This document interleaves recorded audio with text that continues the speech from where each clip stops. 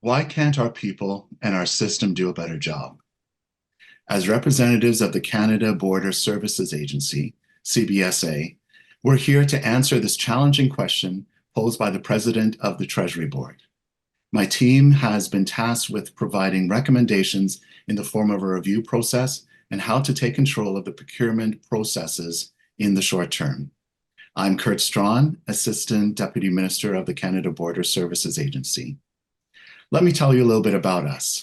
CBSA facilitates the flow of legitimate travelers and trade. Our agency also enforces more than 100 acts and regulations that keep our country and Canadians safe. Before we begin, I'll briefly introduce our working group. Ashika Sharda, Director, Marusha Maraje, IT Branch Specialist, Rubaya Sharan, Manager, and Shahithya Rajandan, a Senior Policy Analyst who's off camera. We define the problem as a weakness as within the public service. Next slide, please. To demonstrate the significance and impact of this weakness, let's consider a familiar metaphor. Imagine you are a homeowner and want to call a contractor to do some work. You need something fixed, you need to build something. Before settling on a specific vendor, you investigate options, quotes, recommendations, and you make a decision once you have all of that information. The degree of your knowledge will increase or diminish your clarity in communicating what you want to the contractor. However, even if you don't know everything, the important thing is that you are the steward. You own the home. You're the one who will be signing the check. So with that sense of stewardship, you will monitor and you will do your best to manage the contractor's work, because after all, the money is coming out of your purse. With that in mind, we see organizational capacity as the weakness. Not having a point person, not having enough knowledge and expertise to rigorously guide the process. But what's most deeply troubling is the lack of stewardship to effectively guide the procurement process. The result? $26.4 billion in contract overruns. The Treasury Board only monitored 22 out of 2,100 high-risk contracts. The ArriveCan scandals that are all over the news. The Auditor General has called it gross mismanagement and a lack of business acumen. The problem here is not so much about the federal procurement processes as it is the outcomes of the people involved. Knowing who we are, what we stand for, and what values will steer us to excellence is paramount for any organization. Next slide, please. At CBSA, our motto has three elements: protection, service, and integrity. When thinking about guiding principles and motivations regarding the federal procurement as it stands today, my colleagues and I settled on three elements: upholding values, rigorous stewardship, and strengthening leadership. Notice the tense, it is present continuous for the grammar buffs out there. We present these three as the desired future for federal procurement. Next slide, please. So here we are, the answer to the president's directive to discover what's going on and get it fixed. There are some glaring questions that still hang in the air. How is it that dozens of public servants saw the procurement contracts were going sideways and didn't sound the alarm? There's little to no documentation or communication trails that indicate any warnings. To the Treasury Board, we ask, how are these lapses being accounted for in individual performance reviews? If performance management is currently ineffective in catching or correcting these mistakes, what can be done to hold employees accountable? Most troubling, though, why didn't anyone feel or seem to care enough to do something about it? Public service performance is clashing with TBS's values, and the impact is being felt across the country in public shock, outrage, and reputational risk. In December 2023, the newly appointed clerk of the Privy Council called on an ongoing reflection, review, and report on the values and ethics of the federal public service, and it seems timely. We need public servants to have a sense of stewardship to properly account for the management of the public purse. As we saw in the house metaphor, if this is lacking, There will be multiple sites of failure. Next slide, please. Initial contract decisions and mismanagement. These are the key areas of failure. The weaknesses in organizational capacity involve knowledge and expertise to guide decision-making. It also involves the management of risk, transfer of risk, and the management of procurement risk throughout the project. Ashika will now lead us through our review options that we prepared for you. Ashika, next slide. Thank you, Kurt. Our review aims to quantify the problem and start the momentum towards change. Next slide, please. Various reviews have already been conducted, ranging from the TBS review of responsibilities and accountabilities of ministers and senior officials, the Ombudsman report, the Gomeri Commissioner report, and the report of the Standing Committee on the Public's Account. And the findings are showing us that there is a lack of leadership and commitment, and there's no accountability, and due to limited time on projects, avoidable errors occur. The desired approach of CBSA is to do an analysis of the various reviews that are done in the past and see where the expiration date has been. Although all of these reports acknowledge what is wrong and try to enforce change, there always comes a time when everything slides back to the old status quo. We propose that this review should analyze that, figure out the exact expiration date and its cause. While option 2 encompasses an all-of-government approach by way of a compliance survey. The survey aims to gather feedback from staff to identify knowledge gaps in procurement, particularly within leadership. It will assess how effectively leaders address these gaps with their teams, the staff's confidence in identifying and mitigating risks associated with procurement contracts, their awareness of available resources, and their comfort level in addressing challenges related to leadership or management style. Filling identified gaps is crucial for building upon our organizational capacity. This data will be instrumental in achieving that goal. Now let's head into our decision matrix that will lead us to our recommendations. Next slide, please. Our decision matrix breaks down the 2 formal review options against our assessment criteria: effective people, effective policies, and effective management of the public purse. Here, effective people ensures that there's a culture that allows for the flow of knowledge and has a value system that is being upheld according to the Clerk of the Privy Council statement. Those values are towards stewardship, respect for people and democracy, excellence, and integrity.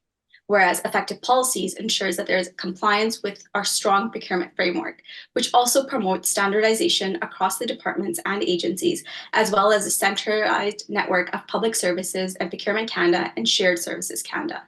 And lastly, but most definitely the most important, the effective management of the public purse, which falls right into the directive on the management of procurement, where procurements are managed in a manner that enables operational outcomes and demonstrates sound stewardship and best value consistent with the Government of Canada's socioeconomic and environmental objectives. While both of these approaches target our assessment criteria to a certain extent, it is evident that the best suited option is the compliance survey, due to the effective management of the public purse and the urgency of the situation. Therefore, we are recommending the all-of-government survey approach, which will ensure that all of our targeted assessment criteria is fulfilled to its fullest degree, and it will give access to quantifiable data in a much faster manner. Next slide, please. Now, getting this survey executed would require questionnaire design, creation, distribution, and collection. Our working group would recommend using SurveyMonkey to conduct the survey. The survey would be sent to anyone who's involved in the procurement, in IT services, those who have authority to authorize the movement of contracts, and those within senior leadership. The timeframe for the survey completion would be 6 months. Past experience with surveys within federal public service has informed us that the 6 months time period is feasible. Using that as a benchmark, this survey will move forward with allotting time for preparation of questions, piloting, sending the survey out, and obtaining data collection. The cost of the survey will be approximately $480 for each quarter, or $1,428 for the year, based on the premium plan of this platform. The onus of costs would be on the Treasury Board Secretariat to pay for the survey as the review sponsor. While conducting compliance surveys may be quick in nature, there are associated risks that we have taken into consideration. For example, those taking the survey can experience survey fatigue, while those conducting the survey need to ensure privacy and data concerns. And to mitigate these risks, it's essential to be with the platform and program that can handle a variety of questions and has a strong privacy mandate. SurveyMonkey will allow for questions that are appropriate in length and time, ensuring that the survey duration is targeted, between 15 to 20 minutes, and that questions come in a variety of formation, including a Likert scale and open-ended. While addressing data collection and safety, this platform has a cloud-based system which will store anonymous data. To add another layer of protection, data can be extracted from this platform onto an encrypted hard drive. The compliance survey will allow us to make evidence-based decisions on how to implement project controls. I will now hand it over to Marusha, who will take you through our control options. Thank you, Ashika. Next slide, please. A second part of our working group objective is to provide feasible solutions aimed for short-term success. When analyzing the current structure against the reasons that have led to continuous procurement failures, it becomes obvious that there is a knowledge gap, lack of standardization, and a reactive versus proactive approach. Therefore, 3 potential options were considered. Number 1, in-house IT specialists in leadership roles to fill the knowledge gaps that often lead to uninformed decisions or delays due to lack of subject matter expertise being utilized effectively. Number 2, threshold adjustments via a more inclusive point system that allows us to work directly with vendors who are oftentimes the subcontractors of the contracted vendors. And number 3, establishment of a procurement working group committee across the board, not just in times when scandals occur, but for a proactive approach ensuring compliance to the well-established legal and contract framework are followed. Now, let's go into a decision matrix that will lead us to our recommendations. Next slide, please. The assessment criteria includes effective people, effective policies, and effective management of the public purse, and level of control of current projects. This assessment allows us to navigate through 3 strong control options that have minor deterrences. Looking at our control options against our assessment criteria, one thing becomes clear. Most control options enforce changes amongst people and policies criteria. With the very differences, it becomes clear that the differentiating criterion is the effective management of the public purse and immediate control. The financial aspects that were considered were how would these options close the outflow of monies due to unnecessary changes in budgets and scopes, and the mismanagement and lack of knowledge when signing your name on that dotted line. As a reminder, this resulted in $26.4 billion in amended changes to original contracts. As well as though some of the options are favorable for long-term, but considering the objective are not a good match. So having a procurement working group allows us to gain more control of the contract pathway. However, it does not ensure that the subject matter experts are taken into consideration, thus resulting in changes in scope and lack of knowledge required for communication relays to vendors. Next is a threshold adjustments. They would not be suitable for the short term as the benefit reward system would only be achieved further down the line. This would be the most favorable for the long term as it would entail a larger SME and Indigenous business contribution with funds going directly to the source. However, once again, it does require a long-term approach to be sought out. Additionally, it also would require standardization and strong commitment that may be difficult to follow. Lastly, and the model recommended, is the in-house IT option. This model is favorable as it would serve to relieve many of the common failures currently in our system. The subject matter experts would be able to identify true costs, ensure the value for money systems be upheld, and handle the prioritization of many projects at once due to their understanding of the system.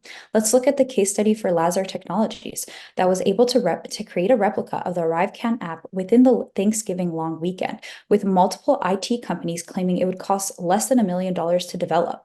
This shows the importance of having in-house IT and leadership roles that can navigate the process of technology procurement, in turn leading to massive savings as they would be able to comprehend the scope, communicate effectively regarding objectives, and measure KPIs due to their insider knowledge on the systems framework.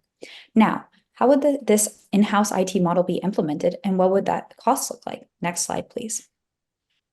The in-house IT strategy needs to be considered in 4 stages. The first is the framework assessment and strategy development. This would be an assessment of the current framework across all the various departments and agencies, as well as through the centralized agencies PSPC and SSC. This information would ensure the development of a comprehensive integration strategy, the utilization of current frameworks with cost savings, as well as maximizing the time and budgets in later stages. The second stage would be the talent acquisition and training development. This is the most important step. And the most crucial thing that we have to do here is adopt a merit system for hiring that is more inclusive than the current method. What tends to happen is highly knowledgeable people are pigeonholed due to their substantives being insufficient for horizontal movements. In addition, changes need to be made, ensuring that the onboarding on the new roles are subject matter experts in IT also have an understanding of the procurement process, which means a training development needs to be established. The third stage is the operationalization and integration of these new roles into the framework. This would involve the signing of new contracts, piloted implementation strategy, and mentoring from current executive roles in the path to leadership. Lastly, in the feedback loop for continuous improvement, this would have to be monitored and vary depending on a host of factors that may be reflective only after the fact. Hence, it is undetermined at this point. However, if done correctly, only minor changes need to be adapted. Although the plan is methodical in nature, an assessment of risks and mitigation strategies need to be understood. Next slide, please. Risks are inevitable. However, how successful we are in handling these risks are subjected to strong mitigation strategies. Two major risks were identified: change management and operational disruption and transition. Change management, especially within a large and complex structure, such as for federal procurement services, will be met with hesitance and turbulence. Addressing both the organizational culture and procedural aspects of the change within a comprehensive approach will be crucial. Enforcing change will need to consider people, process, performance, and resetting purpose through monitoring, evaluation, flexibility, and adaptability mechanisms. An additional focus should be given to the potential disruptions in ongoing operations during the rebalancing of knowledge between external and internal IT. Reiterating again, to mitigate these risks, we have determined that developing a comprehensive strategy plan and phased implementation, ensuring minimal disruption to services, is crucial. This allows for the assurance of smooth transition, but also relies on the importance of planning, something that is very evidently not being followed in the current system. Now, on to Rabaya, who will take you through the encompassing of both recommendations. Next slide, please. Thank you, Marusha. Let's circle back to the house metaphor. Imagine that you, as a public servant, are entrusted to take care of this home for the owners.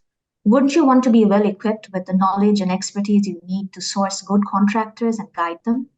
As federal public servants, we are stewards of the public purse, and we must improve our organizational capacity to meet the demands of modern procurement.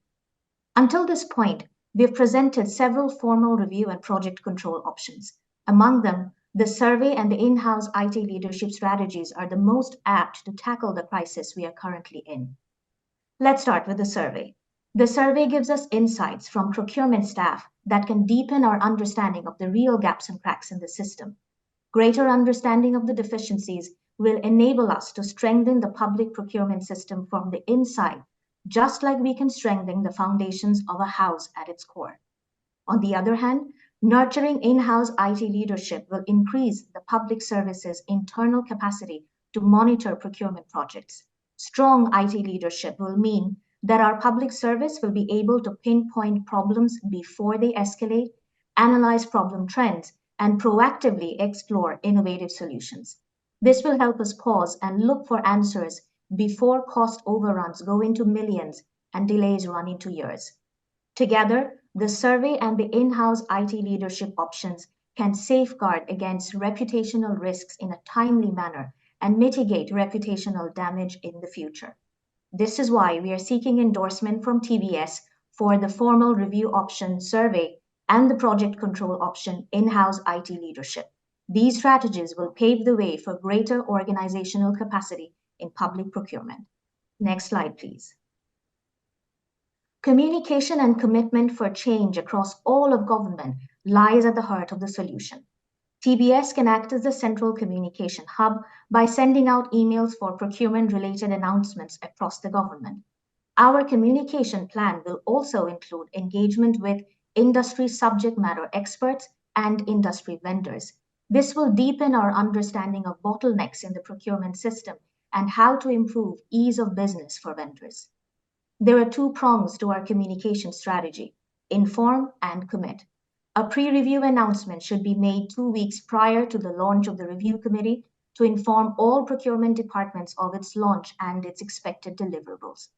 A post-survey announcement should also be made, informing procurement staff about the findings from the survey. Last but not least, we seek commitment from senior management across government to implement recommendations coming out of the review and the control options and report back on their progress. Next slide, please. Thank you. We highly appreciate your time this afternoon. We hope that our efforts today will empower the federal public service with effective people, effective policies, and effective management of the public purse. At this time, we'll welcome any questions from the panel. Well, thank you very much. As you have said, an immense amount of effort and a lot of people involved. So thank you very, very much. We are interested in components of what you've spoken about. Philippe, I might ask you to perhaps ask the first overall question, please. Results, risks, and so forth. Thank you very much. Thanks for the presentation. It was very, very well articulated. Really, really appreciated. When we think about the outcome of some of the examples that have been given, there's one of the example with a Phoenix-based system where we could argue that the results were not achieved because people were not getting paid. While in the case of ArriveCAN, some would argue that the outcomes had been delivered. What is your perspective in terms of how is your approach, what you are recommending us? How will this ensure that the contracting process will continue to achieve results for Canadians, that the results will be delivered moving forward? And based on your analysis, what is the key risk in the approach that you're putting forward in terms of something like resulting in what we've seen with Phoenix, and we would be adding stewardship and controls and processes, and then that would impede the achievement of government outcomes. That's my two main interests. Thank you very much for the question. My colleague will answer about risks, and I'll take that second one about just quickly, if we could turn to slide 40. Just to take a look at the landscape of IT projects. We all know that IT projects are really chaotic, and the large projects, there's a 10% success rate out there. So we are looking at a very complicated, complex type of situation. However, what we have to present here is a way in order for there to be a tighter delivery. And I'll just turn that over to my colleagues. Thank you, Kurt. So if we go to slide 18 as well, we did look into the new Agile framework that's being enacted in a lot of places across the board for procurement services.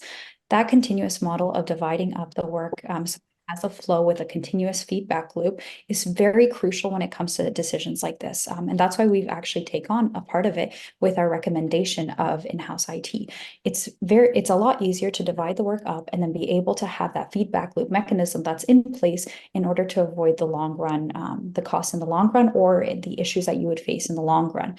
Hence why, again, mentioning something that we noticed in the Auditor General's report with ArriveCAN, but is also very common in NextGen, as well as in the Business Delivery Modernization Program, is that idea that AP 3.0, the Agile framework, needs to be implemented across the board with expertise being understood at every level to avoid the risks and mitigation, but also to ensure that the results are there, that we are getting Canadians served accordingly, and we are able to deliver on our expectations. Thank you. Thank you very much. Patrick, I might ask you, please, to continue to pursue here. Yes, absolutely. Thank you, everyone. Great presentation, great work, and lots of ideas here to talk about.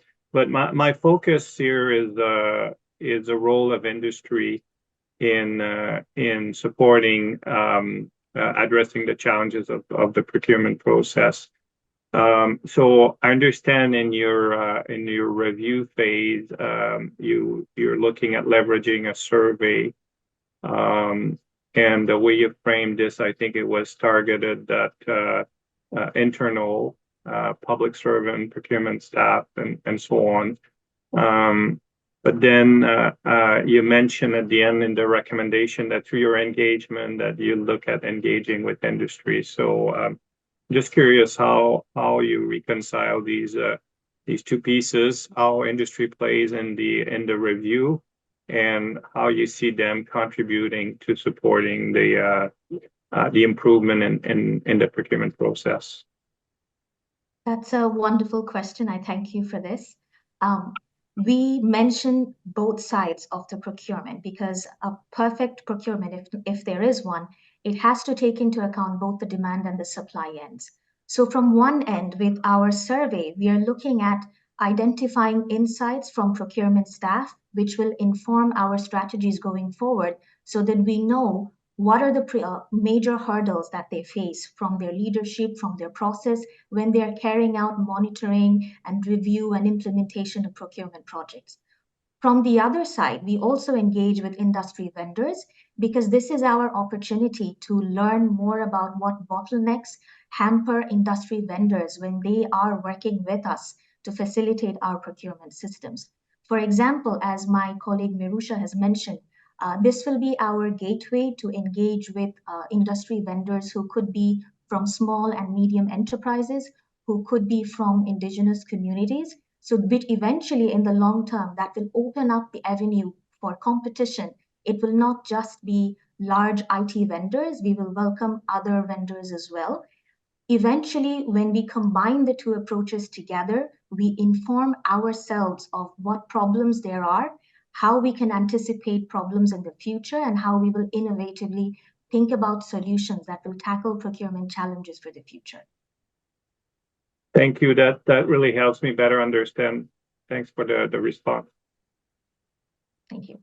We're running a little short of time here, so I might just ask one more question. And Donna, I know your focus is really about the feasibility of implementation path. So perhaps a question about that, please. Thank you. So in terms of the great presentation, really enjoyed it. In terms of feasibility, I am going to focus again on the survey because it's a large part of our key recommendation. Did you think about the fact that when you're asking the individual vendors and people, especially internally, what's happening, that that information may already exist in other documents, but also it's self-declared information about how that would be confirmed in terms of not only identifying the problem, but as ongoing, what, for example, may be the sort of ethical issues that are ongoing. Again, that self-declaration, that inability to necessarily oversee whether that information is actually correct.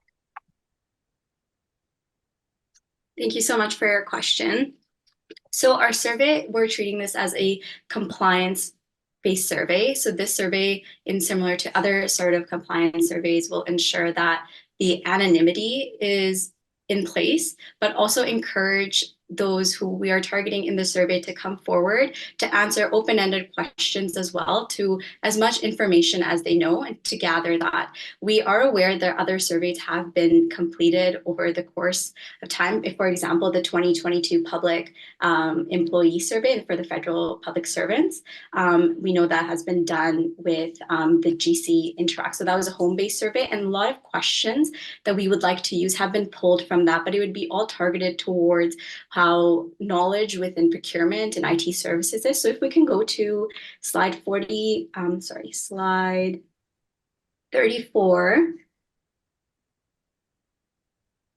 These are the types of questions we'd be wanting to get answers for. For example, what resources or trainings could help employees feel more confident and competent in their roles? Or do you feel empowered to take initiatives and make decisions in your role? It will really give us a sense of understanding within just procurement in and of itself, rather than just large scope surveys that have been done in the past.